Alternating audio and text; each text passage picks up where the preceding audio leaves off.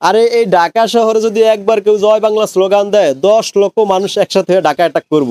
লক্ষ লক্ষ মানুষ শুধু জয় বাংলা স্লোগানের অপেক্ষায় আছে।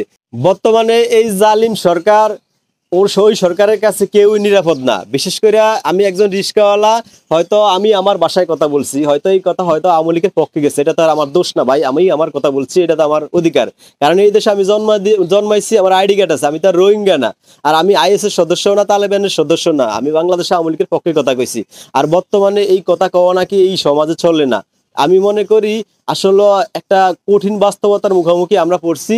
এই বাস্তবতা কবে দূর হয় বা এই কঠিন সময় কবে পার করে বাংলাদেশ, এটি সবচেয়ে বড় বিষয়। দুঃখের বিষয় হয়েছে গিয়া এই জালিম সরকার আমার গাড়িটা নিয়ে গেছে, যেটা আমার একমাত্র সম্বল আছিল। এখন আমি খুবই কষ্টে আছি। হয়তো আমার আর এই ঈদে বাড়ি ফেরা হয়তো সম্ভব না, বা ঈদের কিছু কেনাকাটা বা ফ্যামিলিকে কিছু টাকা দেওয়া সবকিছু হয়তো ব্যর্থ গেল।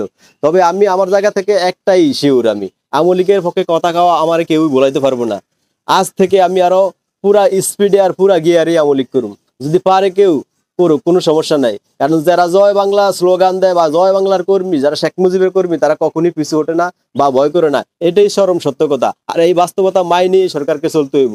যে মামলা হামলার ভয় দেখায়া কোনো আওয়ামী লীগের কর্মীরে মানে পিছু হটানো যাইব না। কারণ মামলা হামলা এগুলো ব্যাক পকেটে রাখে কিন্তু আমরা আওয়ামী লীগের সাপোর্টার আর আওয়ামী লীগের কর্মী। এটাই সরকারের আমি মনে করি বুঝতে হইব। আর সরকার তো মনে করে আওয়ামী লীগ মনে একেবারেই নাই, সব শেষ। আরে এই ঢাকা শহরে যদি একবার কেউ জয় বাংলা স্লোগান দেয়, 10 লক্ষ মানুষ একসাথে হয়ে ঢাকা অ্যাটাক করব। লক্ষ লক্ষ মানুষ শুধু জয় বাংলা স্লোগানের অপেক্ষায় আছে। এই জয় বাংলা স্লোগান দিয়ে এই দেশের মানুষ মুক্তযুদ্ধ করছে, এই দেশে স্বাধীন করছে।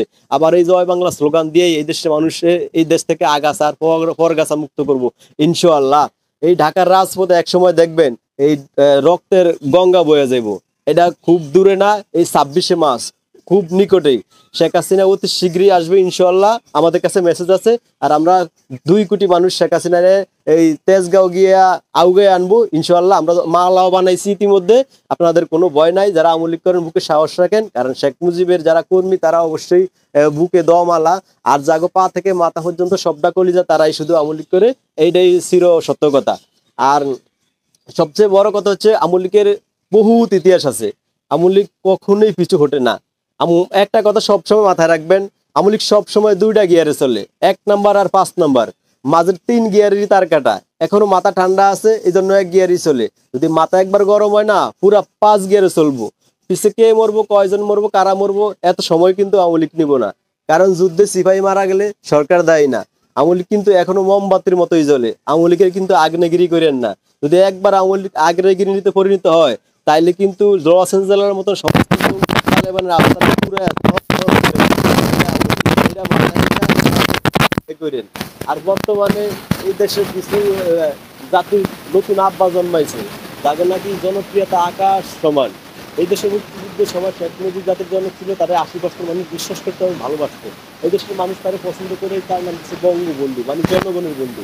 আর আমাদের এই দ্বিতীয় স্বাধীনতা, এই দ্বিতীয় স্বাধীনতার যারা আব্বা, তাদেরকে দেশের মানুষ উপাধি দিচ্ছে টকশোতে শুয়োর।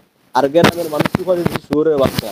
সব মিলে এক উপাধি শুয়োরের বাচ্চা। এদেশের সাধারণ মানুষ আমজনতা তাদেরকে একটাই নোবেল দিচ্ছে, শুয়োরের বাচ্চা। আমি মনে করি এই জনগণের দেওয়া এই টাইটেল, এই উপাধি, এটা নিয়ে আপনারা বাইসা থাকেন। God bless you. আমি আপনাদের জন্য দোয়া করি, এই কামনা দিয়ে সাথে এগিয়ে যান।